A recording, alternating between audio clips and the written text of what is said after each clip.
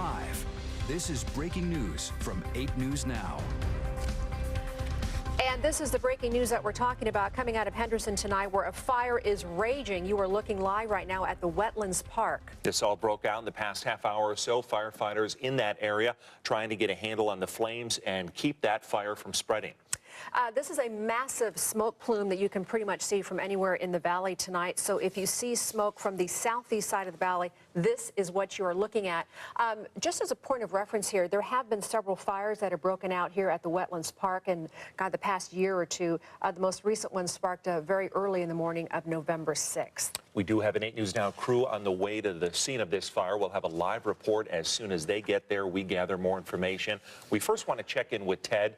And Ted, the winds are very calm tonight, which is an important factor when you're dealing with a fire of this magnitude. Yeah, thankfully, because we had big winds this morning, certainly big winds yesterday. We have several sky cams, and they're all pointed at this fire at the Wetlands Park. Sally is in their weather center right now. She's going to cycle through them. This is our Sunset Station sky cam, pretty close to that fire right now. And we're seeing those winds less than 10 miles per hour, and that's great because that's not fanning the flames. However, there's still a lot of brush for that fire to work with, unfortunately. We had a lot of rain in January that allowed some of that brush to grow. Sally, let's go to the next sky cam. This one is actually our Boulder Station sky cam. Notice it's moving around a little bit because when you get a pretty good fire, sometimes they can form their own type of wind, their own little vortex, so that's why it's probably moving around a little bit. And this is higher up, so the winds aloft are a little bit higher than we are seeing on the ground. Next sky cam, this one we're going to go to Sunsets, or I should say, our Rio sky cam, looking towards the east. Look how huge that fire is. This is the Wetlands Park. One thing I'm seeing is the smoke is still that darker color, so that's indicating they don't have a good foothold. They don't have a good grasp on this fire just yet. It is still continuing to burn, and we can see that from all the flames down there. Our next sky cam, our fourth one, this one is our Caesar sky cam, also pointed in that specific direction. You can see it just lighting up the sky. Winds less than 10 miles per hour. A couple things that are working for the firefighters is the colder temperatures, okay? If we had a summer day and it was 110, 90 degrees, humidity, I'd say 8%. This could be a big problem, and even if we had some winds along with it too. So that's actually helping, that it's actually a little saturated, a little colder on the ground in those specific areas. However, like we said, with the rainfall we had, that's allowed the brush to grow, and that's allowing all that fuel for that fire to just grow even more. So that's the big problem that we continue to watch that right now, guys. So of course, you can see plenty of flames and the smoke continues to burn. If that fire, or if the winds were really quite high, you would see that smoke moving a little bit more, but now it's just going straight up because we know those winds less than 10, thankfully. All right, Ted, so if you are just now joining us here at the 6 o'clock hour, we need to stress that no structures are burning at this time. What you're looking at is about 10 acres of brush that is burning at the Wetlands Park. This is one of the largest parks here in Clark County. And as Ted was alluding to, certainly a lot of brush and fuel for this thing to keep growing here. Clark County Fire Department handling this fire. We do now have word that BLM is also being called because of the size at the 10-acre mark to help fight this fire. Again, the location, Russell and Broadbent in the Southeast Valley. Many people in the 515-95 seeing it off to the east, and that fire continues to rage. We do have 8 News Now's crews already arriving on scene. Shakayla will be our next report. We'll circle back to our reporter on scene. We have Darlene Melendez heading to this fire. We're now talking about bump stocks. It's been less than a week after the nation's largest mass shooting. President Trump made it known he is ready for some kind of change. So today, the president signed a memo directing the Justice Department to propose regulations to ban devices just like bump stocks. Bump stocks have become a big topic after the 1 October massacre on the Las Vegas Strip. They are the devices attached to the gun that shooter Stephen Paddock used, allowing him to fire more rapidly into the crowd at the Route 91 Harvest Festival. 8 News Now reporter Shakayla Alvarenga is live at the Memorial Garden tonight with more on this proposed ban. Shakayla? Good evening. Yeah, after this shooting, President Trump said he asked his administration to fully review how the ATF regulates bump fire stocks and similar devices. And he signed that memo that you mentioned today, directing the Attorney General to dedicate all available resources to propose regulations that ban all devices that turn legal weapons into machine guns. Now, Trump said he expects the regulations to be finalized very soon. Survivors survivors of the 1 October shooting, they have been fighting to ban bump stocks, some even flying to Washington, D.C. to testify against it. The Egglet Prince law firm represents survivors of the 1 October shooting and those who were injured, and this is what they had to say today. I'm hoping that the president follows through with his word, that Attorney General Sessions takes heed and they propose regulation banning the use of these bump stocks. They serve no useful purpose. They convert these weapons from semi-automatic weapons to automatic weapons and convert them into killing machines that non-military personnel should not have. The firm, along with the Brady Center to Prevent Gun Violence, has filed a class action lawsuit against Slide Fire, the primary manufacturer of bump stocks. Prince said the proposal is encouraging. Bump stocks are used to accelerate a gun's shooting rate. While there have been no reports that the shooter in Parkland, Florida, used this device, we do know that Stephen Paddock did when he killed 58 people on the Strip. Reporting live, Shakayla Alvarenga, 8 News Now. Back to you. Police say the man accused of killing and injuring multiple homeless people in the region is behind bars tonight. 26-year-old Joshua Castillon is currently in federal custody on a gun charge. Police say he is linked to 4 different shootings that left 2 homeless men dead and 2 others injured. A patrol officer found Castillon sleeping in his car and ended up arresting him on the 16th. He was actually found 8 days earlier because of a gun-related purchase to this case. Now, once his federal case is wrapped up, he will be booked into the Clark County Detention Center on 2 counts of murder and 2 counts of attempted murder. New tonight at 6, the 800-pound bull that took a stroll through Las Vegas streets on the morning of Valentine's Day has been adopted. No one ever came forward to claim the bull, so the Animal Foundation has agreed to allow someone to adopt it. It is not clear just yet who came forward to rescue and adopt that bull. Well, too many students, too little space. Overcrowding continues to plague Clark County School District, but relief is on the way for some schools. 8 News Now reporter Karen Castro shows us a new way CCSD is reducing class size. Building from the ground up. 2-story structures are under construction at 19 Clark County School District elementary campuses, each with 18 to 22 new classrooms. Work on a building at Reed Elementary School is moving along fast. I think it's a good thing for them to build the new buildings, because at the end of the day, you don't want too many kids in one little classroom. It's not good. Most of the construction is going up on school playgrounds. CCSD will then remove portable classrooms from the overcrowded campuses and build new play areas for students. I feel like the permanent class is better than the portables, because the portables, like, say if the air get cut off, they can't really do too much and they'll be in there hot. At least here they got good air conditioning. This is what the finished product looks like. Ronzoni Elementary School is one of 4 campuses where the classroom additions are completed and up and running. It's the first wave of buildings to open since construction began last year. Students moved in January. They're more cost efficient to build, and they take up a smaller footprint, a smaller area of land. The idea to build more classrooms on existing campuses is part of a 10-year capital improvement plan totaling an estimated $4.1 billion. It's going to make a tremendous impact on the school district, and more importantly, it'll put thousands of children in permanent classrooms. CCSD is looking to build up to 40 new structures at overcrowded campuses. The ones under construction now are scheduled to open this fall. Karen Castro, 8 News Now. Some portable classrooms are being moved to other schools that need that extra space. All right, so let's update you now on that fire that we brought you at the top of our newscast. We're going to keep that right down here in the lower corner of our screen so you know exactly what's going on. Again, at this point, we know at least 10 acres are now burning at the Wetlands Park, but it is not threatening any structures. We do have a couple of crews that are heading that way, so we'll bring you live updates as soon as we have them. And as you probably know, we've had a few days of some cold weather lately, but mostly it's been pretty mild, very dry, and that is certainly the same for California.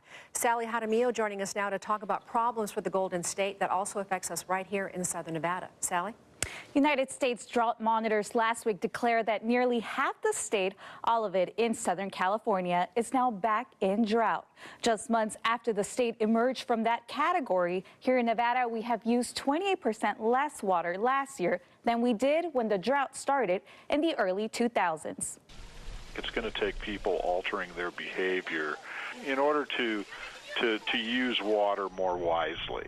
Members of the California Water Resource Control Board delayed a decision today about whether to bring back what had been temporary water bans from California's drought, spanning 2013 to 2017. So we've done a pretty good job of conserving water inside of the household. So we've gone to low flush toilets, low flow shower heads, and the like. Where we haven't done a very good job is utilizing water on the outside of the house. However, Southern Nevada is a growing leader in water conservation. Since the early 2000s, the Colorado River has experienced drought. We've seen less snowpack in the Colorado Rockies. That's resulted in less runoff into the river, reducing the amount of water in that river flowing into Lake Powell and then ultimately into Lake Mead. For every gallon we put back in Lake Mead, we can take another gallon out and bring it to the valley as treatable drinking water.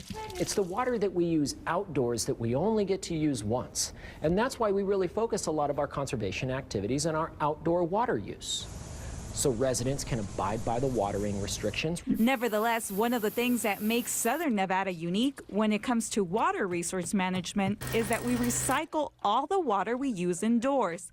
Whether it's in your bathroom, shower, sink, or laundry, all of it is reclaimed. So it's not surprising if we see other communities also taking similar steps to implement more permanent types of watering restrictions to improve their efficiencies as well.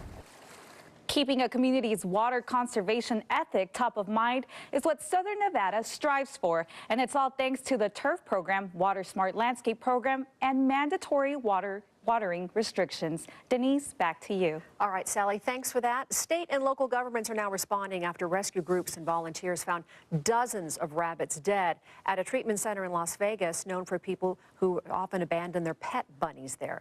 Some people suspecting a toxin may have killed those rabbits, but lab results are not going to come back for a few weeks to confirm that.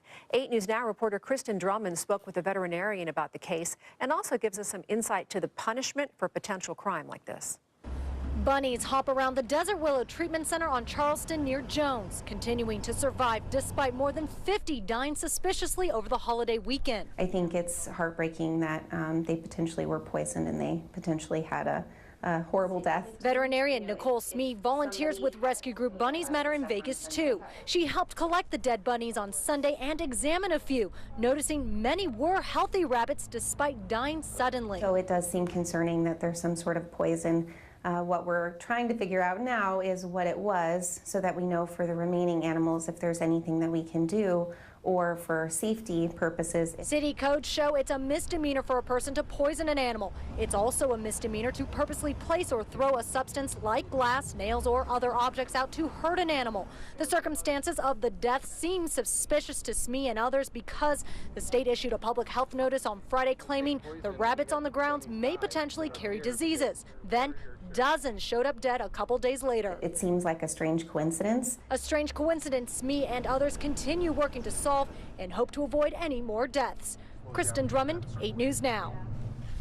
Now, the state released a statement this afternoon saying our next steps are to work with the City of Las Vegas Animal Control, the Southern Nevada Health District, and also reach out to bunny rescue groups as the plan was and continues to be to remove and relocate the bunnies both safely and humanely.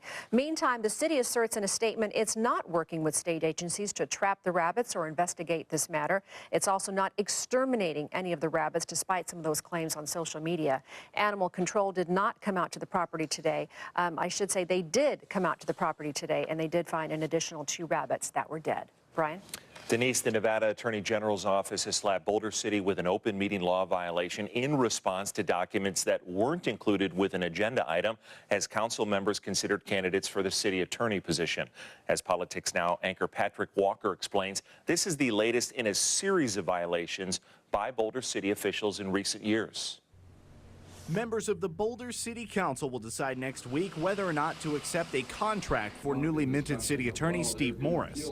The hiring is expected to move forward, even though the state attorney general's office recently slapped the city with an open meeting law violation. The ruling finds the City Council failed to timely provide resumes to the public upon request and failed to make a copy of the supporting materials available at that meeting. In a statement, a city spokesperson tells us this was a miscommunication between the HR department and the clerk's office and says corrective action has been taken to address that. By our count, Boulder City has been in hot water at least a dozen times since 2011 for various issues. That includes 5 ethics violations. A former city attorney helped sue the city on behalf of his son, the city's administrative officer, for living part-time in a city storage facility. Councilman Cam Walker voting on contracts for his business and not disclosing that employment. Mayor Rod Woodbury voting on contracts for a company he represented as an attorney and not disclosing that relationship. And former Mayor Roger Tobler had the city buy supplies from his hardware store. This all has led to 2 state-mandated remedial ethics training classes, which Woodbury addressed last year. Well, it's always good to have training. I'm not sure we learned anything new, but we got to have some good dialogue with the ethics director. Former Police Chief Bill Conger and former animal shelter boss Mary Jo Fraser each pleaded guilty to criminal charges related to the euthanizing of dozens of animals. And on top of this most recent open meeting law violation, the AG's office penalized the council for discussing the hiring of a former city finance manager over a lunch meeting. The city has also twice failed at suing citizens who filed initiative petitions costing hundreds of thousands of dollars, and a U.S. District Court judge threw out a subpoena request where Boulder City officials tried to get a hold of any communications the I-Team's George Knapp had with a whistleblower. The city did not give us any specifics about how staff will work to prevent any further issues. Patrick Walker, 8 News Now. As a result of the Attorney General's office ruling, the city must include an agenda item next week to put that on record that the city violated the open meeting law. The council meets on February 27th. To infinity and beyond, or at least to lower Earth orbit, the I-Team's George Knapp looks at the exciting news coming from a North Las Vegas company that could see multiple space stations popping up high above Earth. Plus, the Runnin' Rebels are looking to rebound from the worst loss they've suffered in nearly 20 years. Chris Matthews will have more with Coach Marvin Menzies coming up in sports. But first, we take another live look from the Wetlands Park area where a fire has been burning now for nearly an hour. We're told about 10 acres have burned. Clark County Fire has called the Bureau of Land Management fire crews to the scene to help out. We'll continue to keep an eye on this as we wait for a live crew to arrive on scene and report to you live on 8 News Now. You're watching 8 News Now at 6. Las Vegas space entrepreneur Robert Bigelow today announced a new venture that he hopes will create hundreds of high-tech jobs. The new company is called Bigelow Space Operations, and it aims to help countries and companies manage multiple space stations in the not-too-distant future. The I-Team's George Knapp has our story.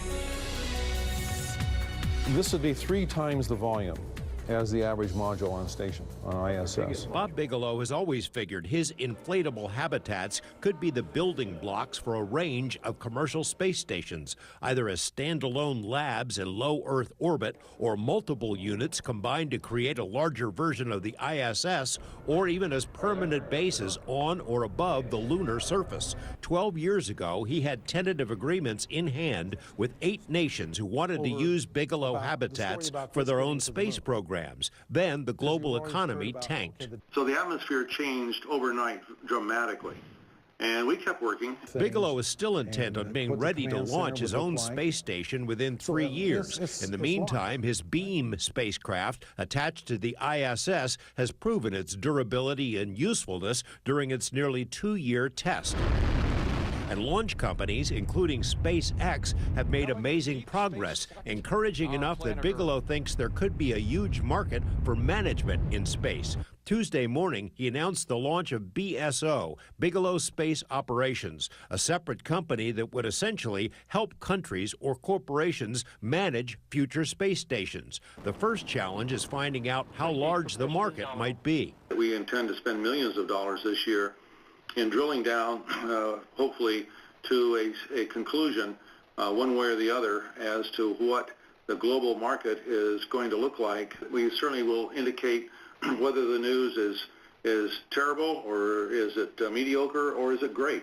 In a media conference call, Bigelow said the two biggest obstacles to BSO success are China and NASA. NASA, because it can't seem to make up its mind what to do with the ISS or what comes next, and China, because it's aggressively courting those countries which were U.S. partners in the ISS. The Chinese have plans for their own space stations. They're offering very attractive terms and conditions and features that the commercial sector is going to have a horrible time trying to compete with. By the end of this year, he expects to know if BSO will be able to fly. George Knapp, 8 News Now.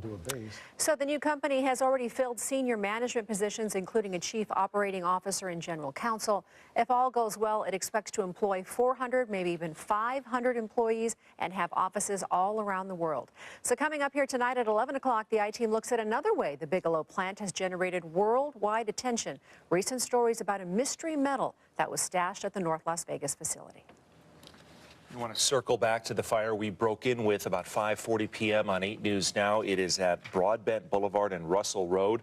Looking at one of our cams across the valley at this fire, 10 acres in size. Clark County Fire Department on scene fighting it. They've called in Bureau of Land Management, and we do have 8 News Now crew on the way to the scene. In fact, one of our reporters, Darlene Melendez, is right in the general area, Denise, of Sam Boyd Stadium, and we'll pull her up shortly on the phone to get a description of what she's seeing, and Darlene is with us right now.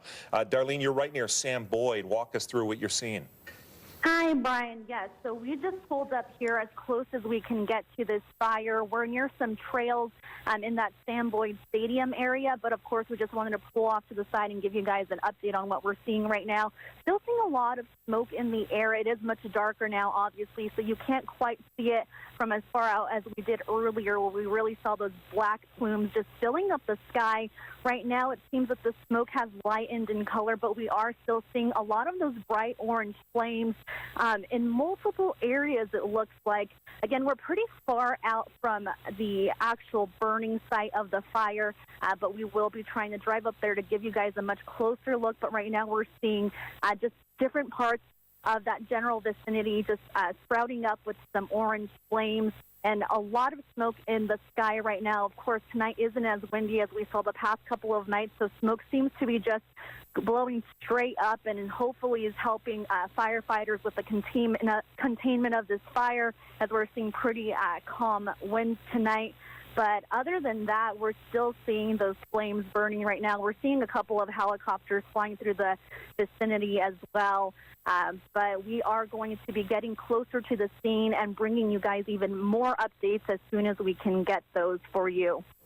Okay, Darlene Melendez reporting live, joining us on the phone tonight as she heads closer to that fire. She's not too far from Sam Boyd Stadium right now. Boy, that before and after, you can really tell how quickly crews got this thing under control. A couple of hot spots on either side of this 10 acres. And on the far right side of your screen there, those two dots, those are some of the helicopters that are bringing in some air support to knock this thing down. And as Darlene was talking, Ted, she mentioned there no wind, which is certainly in their favor, because look at this before and after. This thing was really raging for a while. I'm telling you guys, if this was happening on Sunday, okay, where we had gusts up to 60 to 50, and that's down there too, at southeast sections of the valley, that down Sam Boyd Stadium, this could be a totally different story. Not to mention, that specific day, your temperatures were in the mid-70s. So it was milder, humidity was down too, warm southwest winds. This would be a totally different story. I don't think they would have a handle, nothing against, Clark County Fire. Right. I just think they wouldn't have a handle on it this quick if we had those conditions we had We can be Sunday. grateful, especially when looking at that earlier video, grateful there is almost no wind completely not a factor, and that's why it's down to essentially just a couple of hot spots. Yeah, right. And then one thing, like we said, working in their favor, the colder weather. Yeah. It was 100 degrees like we have to deal with in the summer. That's a big problem, not only for that fire, but the firefighters themselves, because they have to rehydrate because it's so cold near the fire, and then they have to deal with the 100-degree temperature. So thankfully, everything was working in our favor. Well, tonight we'll have to bundle up. It's going to be cold. Oh, man, you're not kidding. 49 degrees the high for the day today, Denise. 34 overnight for the low. Okay, that's all we could squeeze out. Yesterday, I said 49 would be the high. There we go. 64 is where we should be. Not much of an improvement tomorrow now. This time around, we are going to officially drop to the freezing mark, okay? We haven't seen that since 2016. So bundle up. It's definitely going to get cold tonight compared to this morning. 40 degrees in Centennial Hills, Spring Valley 43. We're 40 even for Aliante, 47 for Sunrise Mountain, Green Valley, and Henderson. You're 49 degrees, and the numbers continue to drop. Anthem 43 degrees, 41 in Pahrump, 43 Boulder City, currently 52 in Laughlin. Way up there in northeast Clark, Mesquite, currently 45 for you. Clear skies right now, but that is going to change. This first disturbance right there is going to increase clouds for us. No rain, but cloud cover that we're going to see in the next 24 hours. In fact, the next few hours, we'll see those clouds start to increase, but thicken more in the next 24 hours. There's disturbance number one. Number two slides down behind this, directly impacting us Thursday and Friday in the form of what? How about wind and a slight shower chance? This is your futurecast showing slight chances maybe in the mountains tomorrow, but better chances Thursday and Friday. And guess what? It could be cold enough that some parts of the, I'd say west side of town, the foothills, could actually see some snowflakes flying around in the form of a rain-snow mix. It's possible. It's just a chance right now. 32 degrees, increasing clouds. That'll be your morning low. Last time we saw that freeze was back in December 2016. Your high for tomorrow. Again, not much of a warm-up. 49 degrees, more clouds. We're still staying cold. Your winds, however, stay light and variable until Thursday, where we see those winds become windy to gusty and also windy to breezy on Friday. There's your shower chances Thursday and Friday. Drier for this weekend. Overnight lows recover a little bit, but we're still talking the high 30s. Trying to get in the shower or get out of the shower with those temperatures going to be so hard. I'm telling you. You just want to bundle up. I'm going to stay in the shower for the whole hour. It's the Florendo dash. Yeah, it really is. Sprint in and out. All right, Ted. Well, it seems like every week is busy in Las Vegas, but next week really going to be busy when it comes to sports. And one of the most colorful and boisterous elements will be the rugby tournament at Sam Boyd Stadium. It's a ball, Chris. Yeah, and you mentioned boisterous. This thing is so fun. The festival, you got the Pacific Islands, the African nations, so many people there all dressed in their colors. Really unmatched when you go out there. All these different teams are there, and it's quick pace. We got a preview for you. Plus, the Rebels must have a short memory this week. I'll tell you why next here on Channel 8.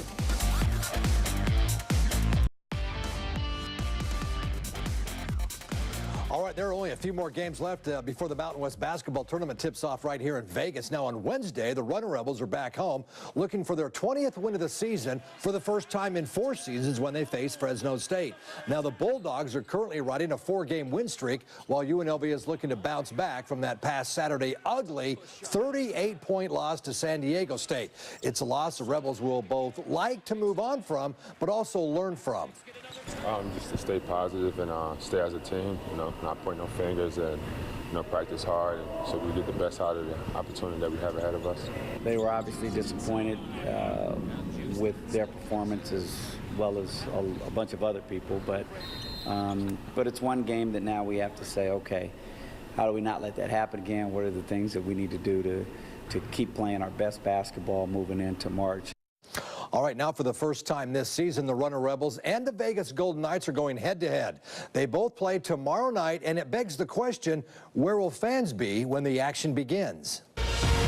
When the calendar flips to Wednesday, many fans will flip on their allegiance. The Knights and Rebels are playing at the same time. The Rebels had no choice. TV moved UNLV's game to Wednesday a long time ago. Now they're stuck playing just off the Strip, while the Golden Knights are the hottest act on the Strip. Checking social media, we asked fans if they had to pick, where would they go? Facebook followers overwhelmingly choosing the Golden Knights with over 80% of the votes. On Twitter, the numbers were much closer, with the Knights holding a 10% edge. Now, if you're looking to save money, the value, no question, is with UNLV, where you can get tickets for as low as $12. The cheapest ticket to see the Knights tomorrow is around $60, but then you're paying to see the #1 team in the National Hockey League or the 3rd place team in the Mountain West. And then there are those who said they'd watch neither the Knights or the Rebels, and that's the beauty of choice. All right, more choices. How about that? Each year for the past 7 years, Rugby Sevens has invaded Las Vegas, getting bigger and better. With Rugby Sevens, part of the Olympic Summer Games now, it can't help but grow by leaps and bounds. Besides the festival-type atmosphere, the international flavor and feel, boy, it really is a terrific event. And it's only going to grow in Vegas. As soon as 2021, soon after that stadium is built, you can see this event moving from Sam Boyd to the new Las Vegas Stadium. For the international players, it's the first time a rugby player in this world will play in a $2 billion stadium. So for the rugby players to go from, our Sam Boyd Stadium, which is, it's old, so we've been there for a long time, but to move into this new stadium will be unbelievable. It opens up the ability to do, 15 international test matches like they did in Chicago at Soldier Field with New Zealand and Ireland, which sold out Soldier Field in 15 minutes of 63,000 people. You put that in Vegas and you've got something cool coming on. Something cool coming on. How about this? Not often the Vegas Golden Knights have an off night, but really nice. A few new faces in the lineup, some solid players missing from last night's game. Vegas fell to the Ducks 2-0. Unacceptable, say the players. Not producing offensively, getting shut out really doesn't really happen with our team much, and so we got to go back to the drawing board and play like we know we can. And yeah, it felt like a playoff game, playoff atmosphere, divisional game, big game. We knew it was a big game for us, and like you said, I don't think we were great in the first. At the same time, we weren't terrible, but I think they were a bit better than us. And then second, third, we started to control the puck. All right, now so the Knights put that one behind them, getting ready for Calgary on Wednesday. That's tomorrow. Former reunion now with former Wranglers head coach Glenn Gulutzan, and we will be right back. All right, Chris, thanks for that. Let's bring you up to speed now on the fire that has been grabbing the headlines for the past hour and a half or so. This is what the fire looked like shortly after when it broke out this evening. This, again, is at the Wetlands Park on the east side of town, not too far from Russell and Broadbent. At last check, about 10 acres had burned, but boy, Clark County fire crews, along with BLM crews, quickly put this thing down, and now they're just managing a couple of hot spots, Brian. Yeah, from the 4 pics earlier, you can see how vast the fire became and really the magnitude of it, now down, just as Denise mentioned, to those hot spots at Broadbent and Russell. We do have an 8 News Now crew on scene with a live report coming from Kristen Drummond, who is there now. Kristen, walk us through what you're seeing as that fire has really been brought down. Yeah, Brian, the fire has been brought down, but we are still seeing plumes of smoke rising into the air. There is still a slight orange haze glow behind me. I don't know if we can zoom in a little bit where you can see that. Now we're at the Broadbent Boulevard entrance into the Wetlands Park. You can just see it is quite off into the distance, but still smoke rising into the air, covering the valley. Earlier we were seeing photos on Twitter where people were saying they could see the smoke all the way from Summerlin. Now back here at the park, we have been running into people who have been trying to go into the park, getting some closer photos of this fire. Some people out here just waiting to see what happens, just trying to gaze this. And we are here with one woman whose husband is actually in the park at the moment. Her name is Jessica. And Jessica, thanks so much for being here. Can you tell us, why did you want to come out here? Because this park really touches me. It's been here for about it's been here in my life for like 7 years because of my husband bringing me when I was pregnant. He'd make me walk this whole park, not a lot, but he would make me walk to start helping my labor and everything like that. So now I bring my children here. What does it mean to see the park fire, or the park basically ablaze at the moment? It hurts. It really hurts because since I love coming to this park, you can do anything. You can bring your pets here, you can ride your bikes. There's some motor trails in here, so it really hurts. All right. Well, as you can see, people coming out here, seeing the blaze, some of the flames picking up just a couple seconds ago behind my shoulder. Of course, we will give you the latest in this situation as we continue to watch the flames and see how Clark County Fire Department handles the situation tonight. But of course, roads are being blocked off to that area of the park. The best place to view it at the moment is here at the entrance on Broadbent Boulevard. Reporting live from Wetlands Park, Kristen Drummond for 8 News Now. Denise and Brian. Thanks, Kristen. If you're just walking into the house and turning on Channel 8, we broke in with this exactly 1 hour ago at Broadbent Boulevard and East Russell Road. Of course, there has been a number of fires in this area of the wetlands over the years. The last fire at the wetlands was November 6th of last year, 2017. 10 acres is what the fire was at when it was burning. As you can see in that earlier video on the left, the live look of the hot spots is on the right. Clark County Fire Department, Denise, ultimately called in the Bureau of Land Management, and they did a heck of a job working together in the past hour. You can see just how tiny those siren lights are on the right-hand side of your screen compared to that hot spot, kind of ebbing and flowing as Kristen Drummond was telling us. But we're keeping an eye on it for you. We will take a short commercial break and be right back after this. Now, live, this is 8 News Now at 6:30. Welcome back. This is what the wetlands fire looked like shortly after 5 o'clock when it broke out. And boy, we got so many phone calls and we saw just social media blowing up. Everyone could see this huge plume of black smoke and some of the flames from just about every part of the valley. Again, this was burning at the Wetlands Park on the east side of the valley, not too far from Russell and Broadbent, a little closer to Sam Boyd Stadium, if you know where that's at. That's what it looked like about an hour and a half ago. Tonight, they're still managing a couple of hot spots, but this fire is not done yet. The planes that were flying into McCarran, we got some pictures right from curbside. People also seeing it from the 515-95 freeway when it first broke out. That, again, is what it looked like on the left. Down to a couple of hot spots. 8 News now has full coverage with a crew on scene. But we do want to check in with Ted because the big factor you always want to ask is the wind level, and it's really not significant, which is good as they continue to fight it to fully put it out. Yeah, we had wind this morning. We saw it blowing. That specific location, I've been monitoring it. Winds mainly less than 10 miles per hour, so that is the good news. If we had those winds we had this morning, that could be an issue. One of the good things working in the firefighters' favor, of course, are the colder conditions right now. Your morning temperatures were in the 20s, 29 degrees, so I bet you got a little bit of frost out there. Not those really, really hot temperatures where we get the low humidity. So that's not the case. So good to see the temperatures have cooled off. I want to get to our current conditions. Notice your winds, like we said. This is Las Vegas. Winds about 8, humidity 17%, dew point 2 degrees. So yeah, it's dry out there. Temperatures are in the 40s. But we get down to that specific location near there, your winds are only about 3. So we're not seeing big winds out there, thankfully, and it should remain that way at least for one more day.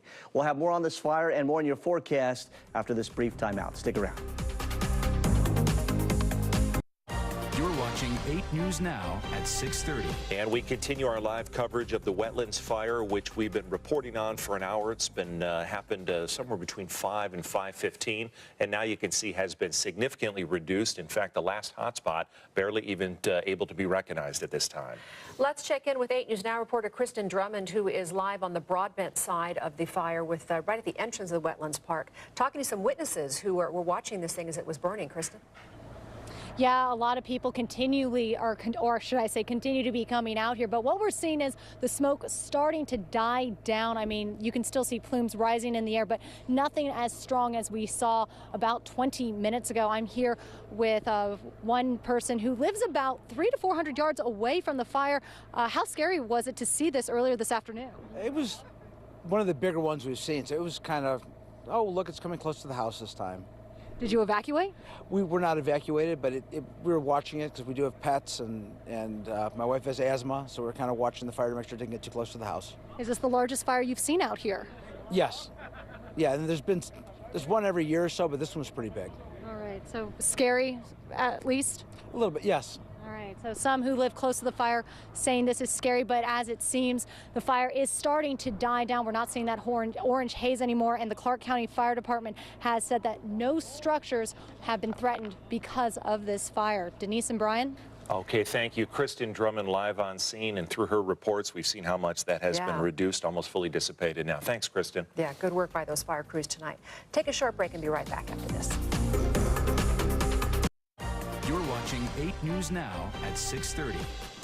Welcome back. We have your forecast, and Denise, is chilly. Yeah, it's going to be a cold one. One of the coldest nights of the year, or over a year? Yeah, over a year. Yeah. It could be the coldest night of the year because even when we get to December, you know, towards the end of the year, it doesn't really get this cold. Yeah. So who knows? I mean, temperatures are going to be at freezing through many neighborhoods. The last time we reached that was December 2016, and you were just a little baby back then. Yes, that's true.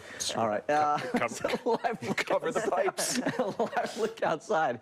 Mid-40s outside right now. Your wind speeds. Look at that. Like I said, big winds yesterday, breezy winds today, and I said in the afternoon they would calm down. Thankfully they have. So those winds are staying light. This goes for Henderson down at the Wetlands Park there too. So good to see those winds have decreased. This is your Ted Said forecast. First we begin with the temperatures, okay?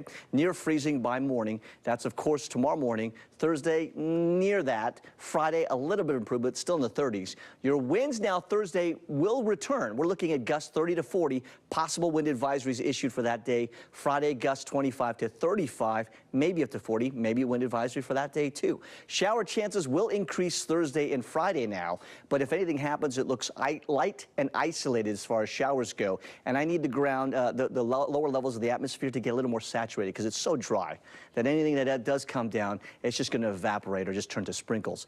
Possible snow mix, again, could be with these showers on Thursday and Friday morning, just because the temperatures are dropping and they should still be cold. 28 Summerlin, 31 downtown, 33 for Sunrise Mountain, 28 St. Rose Parkway. These are your morning temperatures. A lot of you below freezing by morning. 25 for Prump, 30 for Boulder City, Mesquite 24, and 33 for Laughlin. 8 News Now will continue after this brief timeout. Stick around.